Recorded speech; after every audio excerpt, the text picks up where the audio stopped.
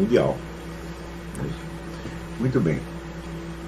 Feito isto, eu vou responder uma pergunta de um dos alunos que perguntou sobre a psicologia do século XX. Quer dizer, ele fez uma pergunta pessoal para mim, já há várias aulas atrás, ele até mandou a pergunta pelo Facebook, repetiu, e eu nunca tive tempo de responder isso. Onde ele diz assim: quais foram os motivos da minha desilusão com a psicanálise e outras escolas de psicologia? Na verdade, essa desilusão nunca aconteceu. A psicologia do século XX, ela progrediu de uma maneira extraordinária. Hoje em dia, vamos dizer, o número de novas descobertas é quase inabarcável, tá certo? Talvez tenha progredido mais que qualquer outra ciência. O que não existe, vamos dizer, é uma teoria unificada.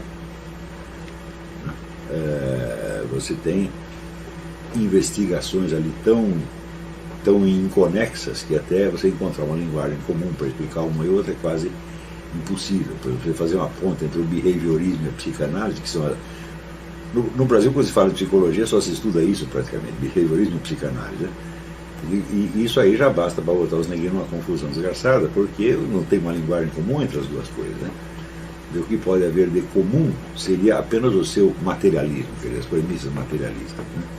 Mas não há nenhum jeito de você explicar, por exemplo, a teoria da libido do Freud em termos de behaviorismo e a teoria dos reflexos condicionados em termos da formação do id do Freud. Não há jeito. A minha experiência com isso foi o seguinte: foi que o ponto de vista psicológico, qualquer ponto de vista psicológico, ele tem de encarar a psique humana como sendo um fenômeno que existe em si mesmo. Ele não vai poder se referir a coisas do mundo externo, por assim dizer. Então, aí já surgem dois problemas. Quer dizer que essa ciência, de algum modo, ela acaba excluindo os fatores objetivos. Quando você vê na obra de Jung, por exemplo, quando Jung fala de Deus, ele não está querendo dizer Deus, ele está querendo dizer a imagem de Deus na psique humana. Isso.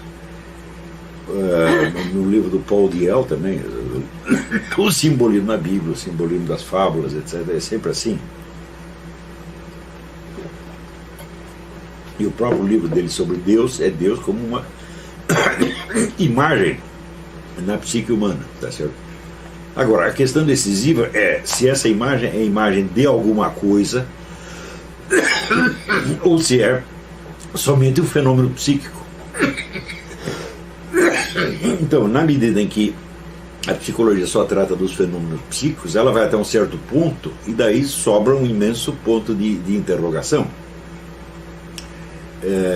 Na década de 30, houve na Alemanha um psicólogo extremamente interessante chamado Willy Helpach, e ele estudava um fenômeno chamado geopsique, quer dizer, a relação entre os fenômenos geológicos, geotérmicos, climáticos, etc., e a psique humana. Infelizmente, essa foi uma linha de investigações que não foi levada adiante. Só quem lidou com isso muito mais tarde foi o Rupert Sheldrake, né, com a ideia da ressonância mórfica, quer dizer, como é que acontecimentos psíquicos que se desenrolam num certo ponto da Terra estão acontecendo exatamente igual em outro ponto da Terra, que não tem nada a ver. Por exemplo, você tem aqui uns ratinhos laboratório que eles estão lá tentando aprender a saída do labirinto. Na hora que eles descobrem a saída do labirinto, outros ratinhos no outro laboratório também descobrem, né? No mesmo instante, tá certo? Jung diria que isso é um fenômeno de sincronicidade, mas a pessoa pergunta o que eu acho da teoria da sincronicidade. A sincronicidade não é uma teoria, é o nome do fenômeno. A sincronicidade, dizer por que as coisas acontecem ao mesmo tempo, é por sincronicidade. Isso não é uma coisa que dizer que elas acontecem ao mesmo tempo porque acontecem ao mesmo tempo. É como um professor de física que eu tinha que dizer que o movimento retilíneo uniforme é aquele movimento que, além de ser retilíneo, é também uniforme. Então,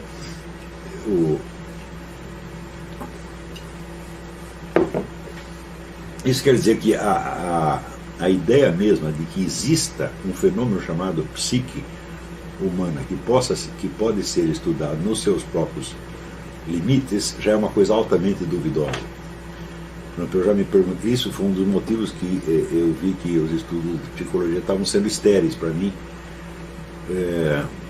porque eu me perguntava o seguinte: se você pegar, por exemplo, as categorias do pensamento humano, categorias tal como Aristóteles descreveu, como mais tarde Aristóteles fez uma lista e Kant fez outra lista. Eu sempre me perguntava, mas essas são categorias do pensamento. Aristóteles são categorias do pensamento humano e são categorias do ser ao mesmo tempo. Quer dizer, que são atributos objetivos do ser. Como o ser tem, por exemplo, ele tem uma substância, quer dizer, ele é alguma coisa, né? Ele tem algumas qualidades, ele existe numa certa quantidade, ele tem certas relações com outros objetos, etc, etc, etc. Então, para Aristóteles não existia este abismo entre psicologia e o restante do mundo, tá certo? Mas essa perspectiva unitária aristotélica, que via a psique humana como um fenômeno dentro do universo, ela se perde. E na medida que a psicologia se constrói como ciência independente, a independência dela não é só das outras ciências, é a independência do mundo, de algum modo. Tá certo? E eu, em parte, levado pelo contato que eu tive com o negócio da astrologia durante algum tempo, eu comecei a me perguntar se as categorias do nosso pensamento, se elas estão, aspas, no nosso cérebro, entre aspas, ou se elas são estruturas do universo exterior que, de certo modo, se imprimem em nós e, por assim dizer, nos comprimem e nos obrigam a enxergar as coisas de uma certa maneira. Certo? Então, um fenômeno que sempre me chamou a atenção foi o das direções do espaço. Eu até contei isso numa coisinha que eu coloquei no meu blog. Como eu, quando era criança, eu ficava deitado muito tempo, doente. Então, a dimensão da verticalidade estava mais presente para mim do que a da horizontalidade. E quando eu levantava e entrava no mundo horizontal, eu me sentia meio perdido. Então eu notava que, para eu me orientar de algum modo, eu me apoiava numa referência externa das direções do espaço. Não era eu que estava inventando, elas não estavam dentro de mim, elas não eram. Se elas fossem produtos do meu cérebro, elas poderiam funcionar e operar independentemente de qualquer referência externa, mas ao contrário, elas eram referências externas. Então eu comecei a me perguntar quanto da chamada psique humana não está verdadeiramente no universo que nos circunda. Então, eu olhava e olho ainda, por exemplo, os meus livros, a minha biblioteca inteira, e eu vejo que todos esses são instrumentos mnemônicos. A minha memória está ligada a esses objetos, e se você os retirar, eu não os tenho todos dentro da minha cabeça. Quer dizer, o funcionamento da sua psique depende o tempo todo, quer dizer, de presenças físicas. Por exemplo, quando você acorda e não sabe onde está, como é que você faz? Você olha em volta e você vê que é o mesmo quarto da véspera e assim por diante. Então, esta coisa, vamos dizer, dos dados externos, dos objetos externos que estão servindo permanentemente de suporte para a nossa psique, era uma coisa que tinha ficado desde o tempo do Willy Helpach, e para não dizer desde o tempo do Aristóteles, tinha ficado fora do alcance da psicologia. Tá certo? Mais tarde, com o avanço da neurofisiologia, a ideia de você procurar no cérebro, cada vez mais no cérebro, né, o segredo da psique humana, do conhecimento, das emoções, etc., etc., desviou as pessoas ainda mais do fato de que o cérebro não é um elemento da psique. O cérebro é uma coisa física que existe espacialmente no mundo. E o cérebro, como tal, ele não pode se relacionar com ideias, né? Com conceitos, só pode se relacionar com coisas. Quer dizer, o cérebro está dentro da sua caixa craniana, a qual está no topo do seu esqueleto, que está colocada, vamos dizer, no mundo físico em torno, tá certo? E quanto mais você vasculha o cérebro, mais você chega, vamos dizer, a enigmas. O fato, por exemplo, repetidamente confessado por neurofisiologistas de que eles não encontraram nenhum sinal de consciência dentro do cérebro. Eu falei, mas a consciência... Peraí, a consciência não pode estar localizada em lugar algum, porque a consciência é uma relação que se estabelece entre você e o objeto. Eu não posso ter consciência de um sapo se não tiver sapo, porra. Né? Então, como é que se poderia encontrar a explicação disto no cérebro humano? Eu falei, jamais. Pode se encontrar na relação, se você colocar entre o cérebro e o corpo, quer dizer, o formato do nosso corpo, o nosso peso, a nossa estatura, etc, etc, etc, e a posição desse corpo no universo físico em torno. Então, a minha pergunta é, essas categorias do nosso pensamento, se vocês procurar no nosso cérebro, você não as vai encontrar. Mas, como é que o cérebro as reconhece? Ela reconhece porque para existir um cérebro é preciso toda uma série de condições físicas, espaciais e temporais, né, que pesam sobre o nosso organismo e determinam que nós sejamos aquilo que nós somos. Tá certo? Isso é a mesma coisa que dizer, onde está a nossa consciência? A nossa consciência está por aí, está no espaço em torno, tá certo? Que nós participamos dela de algum modo. Tá certo? Por exemplo, a referência exterior, né, por exemplo, as pessoas que você conhece. Né, quando você fica, essa experiência todo mundo pode fazer, quando você fica longe de uma pessoa há algum tempo, e você tenta recordar o rosto da pessoa, você vê que você só consegue uma representação esquemática muito rudimentar. Aquilo vai simplificando, simplificando, e passa um tempo você mal reconhece a pessoa. E, no entanto, o rosto dessa pessoa, a recordação dessa pessoa, é o elemento constante da sua psique, é o elemento fundamental da sua vida psíquica. Por exemplo, quando você ama uma pessoa, né, ou você odeia uma pessoa, aquilo é uma referência para você. E aonde está isso? Está no seu cérebro? Não está no seu cérebro. Se tirar a pessoa, logo o cérebro apaga aquilo. Então isso quer dizer que a presença dessas pessoas é um elemento da nossa psique. É isso? Porém, essa linha de investigações, quer dizer, a psique como uma relação com o mundo externo, o mundo físico, se perdeu há muito tempo. E se perdeu até isso, eu digo, bom, quanto mais não se terá perdido a nossa relação com os mundos espirituais. Quer dizer, nem o mundo físico está presente na psicologia, quanto mais, né, os mundos espirituais. Então, qual é a solução para isso? Eu digo, bom, esse pessoal adotou uma linha materialista, mas eu sou mais materialista que eles, porque eu não acredito que exista que a psique seja um objeto que possa ser estudado em si mesmo. Tá certo? Então, a psique tem que ser recolocada no seu ambiente físico, quer dizer, não só no corpo, porque o pessoal às vezes tenta resolver a coisa em termos de mente e corpo. Né? Eu digo, o enigma de mente e corpo não pode ser resolvido, tá certo? Porque um e outro estão dentro do universo físico sem o qual eles não existiriam. Cada um dos elementos que compõem o meu corpo foi retirado da Terra. Não saiu do zero, não fui eu que por mágica, os criei, tá certo? Então, como eu não seria sensível a todo este ambiente físico que me rodeia? O ambiente físico não só terrestre, mas aí nós temos que ver o ambiente cósmico também. Não é isso?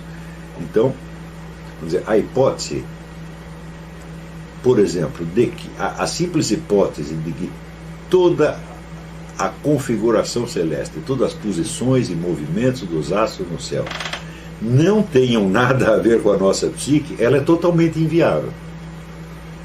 Quer dizer, o problema não é perguntar se existe, né, alguma relação. A pergunta é como poderia não existir. Então, o conjunto do que os astrólogos escreveram ao longo do tempo pode ser uma bobajada sem fim, mas a premissa fundamental dela, a de que a nossa vida psíquica tem algo a ver com o ambiente terrestre e cósmico, essa premissa é imbatível. Só que toda esta linha de estudos, que eu saiba, foi abandonada há muito tempo, e só quem se interessou por ela foi o Rupert Sheldrake, que é reconhecido como um gênio, mas é um outsider de alguma maneira, porque o assunto dele é este, é a relação entre o que se passa nos organismos psicofísicos e um imenso ambiente espacial e temporal que os transcende. Quer dizer, um campo de investigação absolutamente ilimitado. Não é isso? E eu acho que o Sheldrake é o sujeito que abriu a porta para, vamos dizer, o progresso desse estudo daqui para diante. Mas tudo isso está muito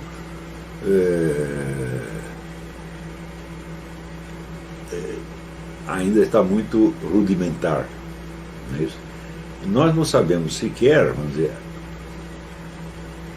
a relação entre a genética e a psique, que foi aberta para nós ver pelo Lipizzander, foi o primeiro sujeito que enfatizou a importância do elemento genético na conduta humana, numa época em que o pessoal não conhecia o ADN, e, no entanto, aquelas descrições dele foram amplamente conformadas depois que se descobriu essa coisa do ADN. Mas até hoje é difícil você separar uma coisa da outra.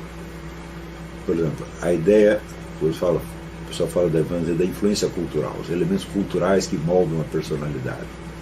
Hoje em dia, isso é um dogma da nossa cultura, né?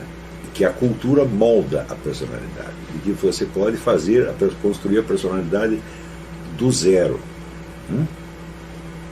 Então, como se o ser humano fosse uma substância plástica que a engenharia social pode moldar a seu bel prazer. Mas eu pergunto, mas como que a engenharia social pode moldar isso aí sem ela moldar ao mesmo tempo o ambiente físico?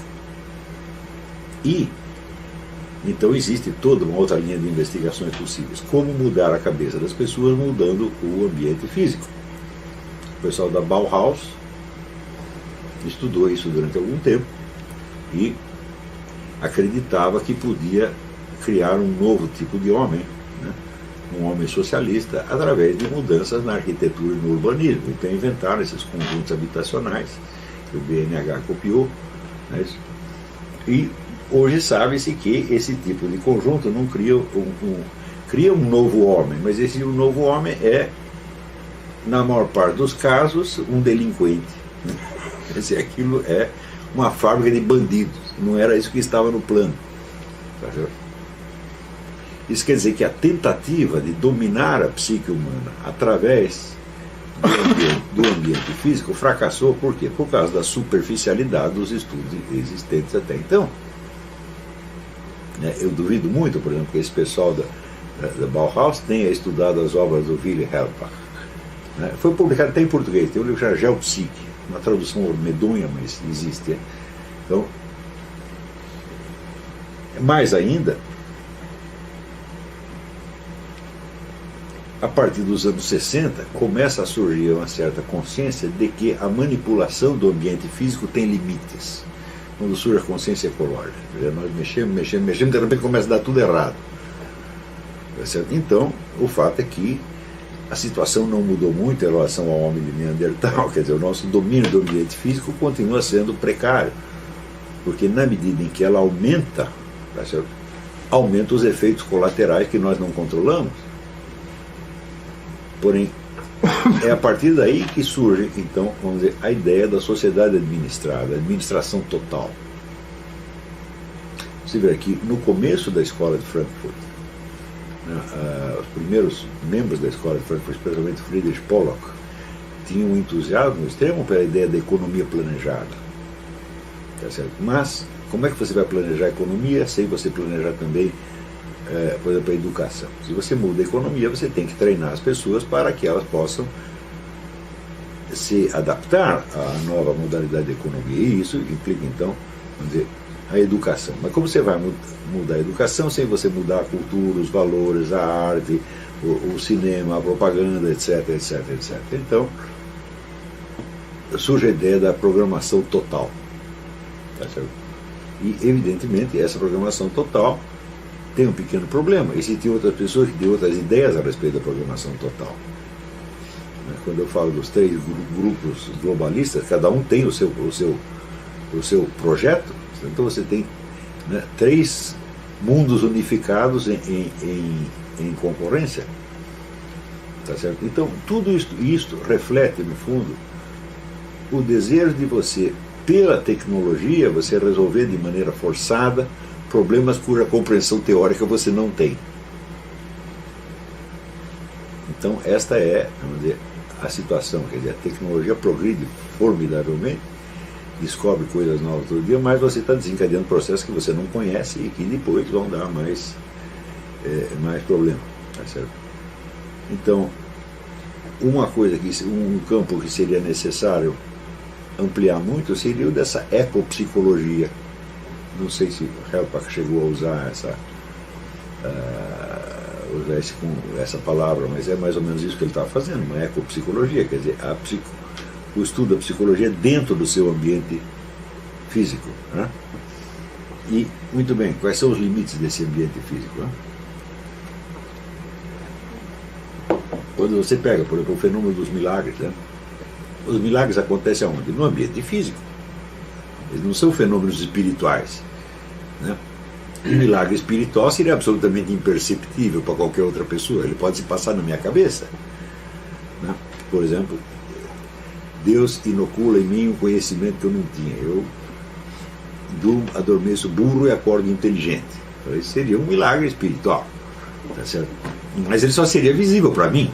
As outras pessoas iam achar que eu continuo burro como antes, a não ser que eu lhes provasse por indícios físicos visíveis. Né?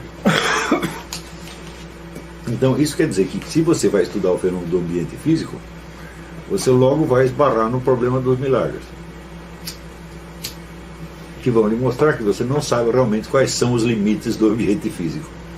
Ele parece que tem brechas por onde entram elementos de uma outra dimensão infinitamente maior do que todo o universo.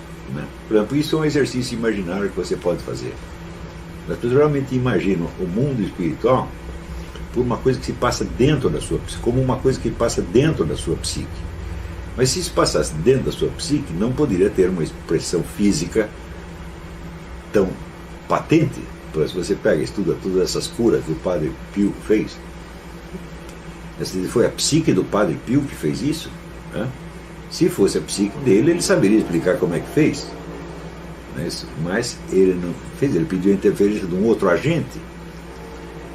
Quando nós imaginamos os fenômenos de ordem espiritual como coisas da psique, nós estamos confundindo o canal de conhecimento com o objeto. Né? Muitas realidades do mundo espiritual só chegam a nós através da nossa psique, ou seja, nós pensamos e chegamos a certas conclusões. Mas não quer dizer que eles existam na psique. Uma maneira de imaginá-los e escapar disso aí é você imaginar assim: o mundo espiritual existe fisicamente, só que ele é muito maior do que tudo que nós conhecemos como o universo. Então, é tão grande que ele não cabe no universo, mas, para compensar, a nossa psique tem algum contato. Se você fizer esta analogia durante algum tempo, você percebe que qualquer estudo dos fenômenos espirituais que entre neles através da psique não vai descobrir nada. E isso é a tragédia dos estudos junguianos. Né?